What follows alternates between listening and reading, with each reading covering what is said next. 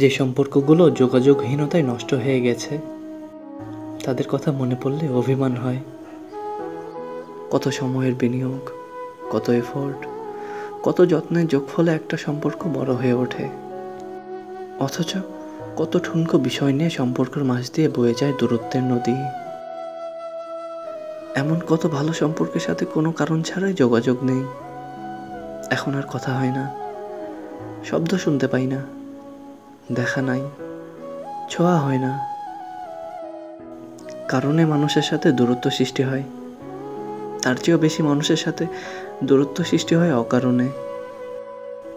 আমার এক বন্ধুর কথা মনে পড়ে, যার সাথে আমার অজস্র স্মৃতি জমে আছে। অজস্র সময় খরচ করে জমেছে স্মৃতির আস্তরণ। অথচ এখন আর কারো কাছে কারো খবর নেই, কারো ভালো কিংবা খারাপ সংবাদ আর কারো কানে পৌঁছায় না। কোথায় আছে কে জানে, কেমন আছে। এই যে জীবনের সাথে ঘনিষ্ঠতা বাড়তে বাড়তে ব্যস্ততার সাথে সম্পর্ক গড়ে ওঠে, নতুন নতুন মানুষ আসে আর পুরাতন মানুষ হারিয়ে যায়। আমার অবসরে ভীষণ মন খারাপ লাগে।